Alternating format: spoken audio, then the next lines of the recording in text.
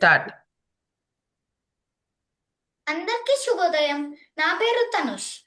నేను ఈరోజు భగవద్గీతలో 4వ చాప్టర్ జ్ఞానయోగం చెప్పబోతున్నాను. నా గురుగారి పేరు మల్లీశ్వరి. మా అమ్మ పేరు యశ్వంతి.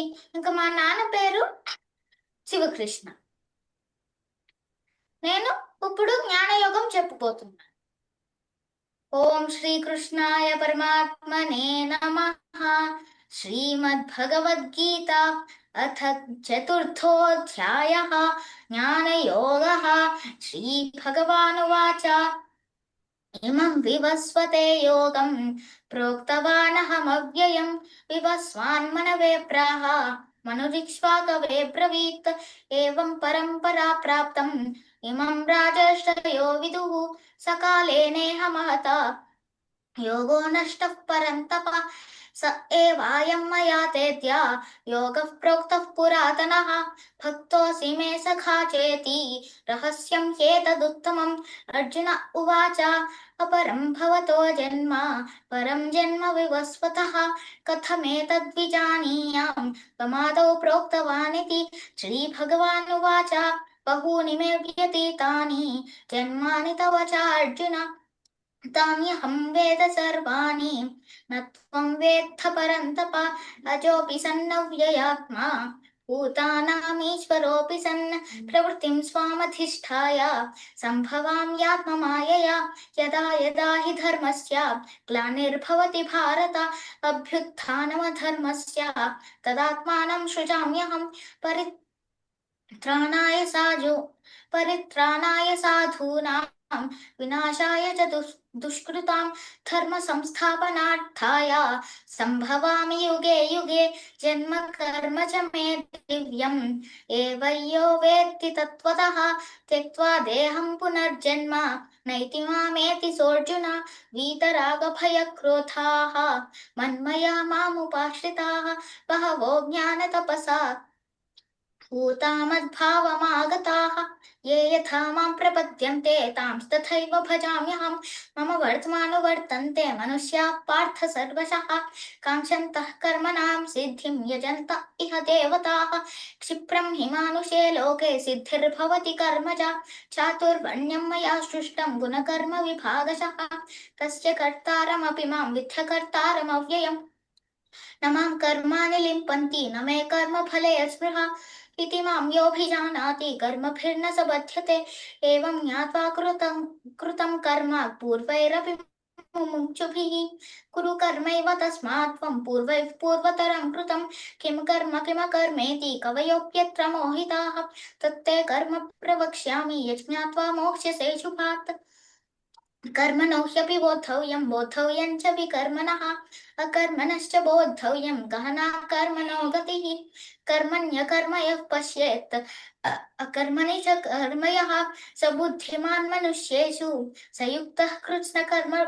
कर्मकृत् यस्य सर्वे समारम्भाः कामसङ्कल्पवर्जिताः ज्ञानाग्निदग्धकर्माणं तमाहुः पण्डितं बुधाः त्यक्त्वा कर्मफलासङ्गं नित्यतृप्तो निराश्रयः कर्मण्यभिप्रवृत्तोऽपि नैव किञ्चित् करोति सः निराशीजितचित्तात्मा त्यक्तसर्वपरिग्रहः शारीरं केवलं कर्म कुर्वन्नाप्नोति किल्बिषं यदृच्छालाभसन्तुष्टः द्वन्द्वातीतो विमत्सरः समसिद्धावसिद्धौ च कृत्वापि न निबध्यते गतसङ्गस्य मुक्तस्य ज्ञानावस्थितचेतसः यज्ञायाचरतः कर्म समग्रं प्रविलीयते ब्रह्मार्पणं ब्रह्महविः ब्रह्माग्नौ ब्रह्मणाहुतं ब्रह्मैव तेन गन्तव्यं ब्रह्मकर्म समाधिना दैवमेवापरे यज्ञं योगिनः पर्युपासते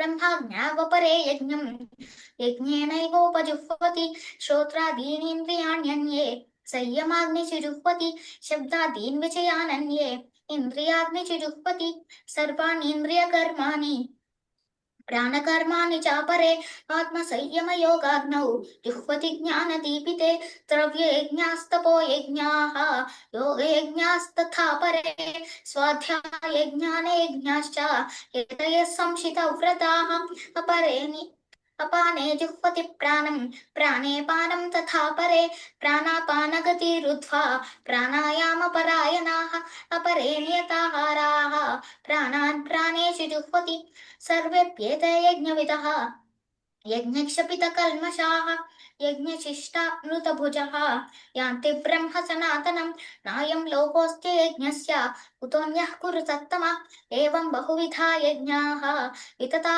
ब्रह्मणो मुखे कर्मजान् विद्धितान् सर्वान् एवं ज्ञात्वा विमुक्ष्यसे श्रेयान् द्रव्यमयाद्यज्ञात् ज्ञानयज्ञः परन्तप सर्वं सर्वं श्रेयान् द्रव्यमयाद्यज्ञात् ज्ञानयज्ञः परन्तप सर्वं कर्माखिलं पार्थ ज्ञाने परिसमाप्यते तद्विद्धि प्रणिपातेन परिप्रश्नेन सेवया उपदेक्ष्यन्ति ते ज्ञानं ज्ञानिनः सत्त्वदर्शिनः यज्ञात्वा न पुनर्मोहम् एवं यास्यसि पाण्डव येन भूतान्यशेषेण द्रक्ष्यस्यात्मन्यथो मयि अपि चेदसि पापेभ्यः सर्वेभ्यः पापकृत्तमः सर्वं ज्ञानप्लवेनैव रुचिनं सन्तरिष्यसि यथैधांसि समिद्धोऽग्निः भस्मसात् कुरुते अर्जुन ज्ञानाग्निः सर्वकर्माणि भस्मसात् कुरुते तथा न हि ज्ञानेन सदृशं पवित्रमिह विद्यते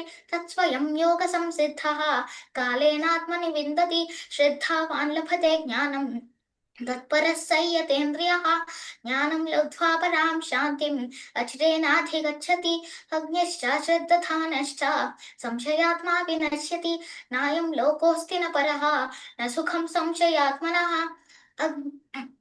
योगसन्न्यस्तकर्माणं ज्ञानसञ्छिन्नसंशयम् आत्मवन्तन्न कर्माणि निबध्नन्ति धनञ्जय तस्मादज्ञानसम्भूतं हृत्स्थं ज्ञानासीनात्मनः चित्वैनं संशयं योगम् आतिष्ठोत्तिष्ठ भारत ॐ तत्सदिति श्रीमद्भगवद्गीतासु उपनिषत्सु ब्रह्मविद्यायां योगशास्त्रे श्रीकृष्णार्जुनसंवादे ज्ञानयोगो नाम चतुर्थोऽध्यायः.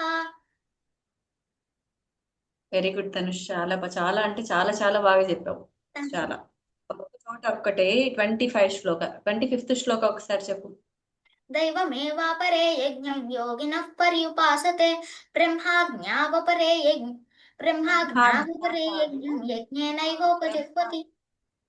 బ్రహ్మాజ్ఞాది గాకి నావద్దు, జ్ఞా అన్నావు నువ్వు. ఓకేనా? ఇది ఒక్క కరెక్షన్ తప్ప అదర్వైజ్ చాప్టర్ మొత్తం చాలా బాగా చెప్పావు. ఇలా చాప్టర్లు చెప్తూ ఉండు. ఓకేనా? జై గురుదత్త. జై గురుదత్త.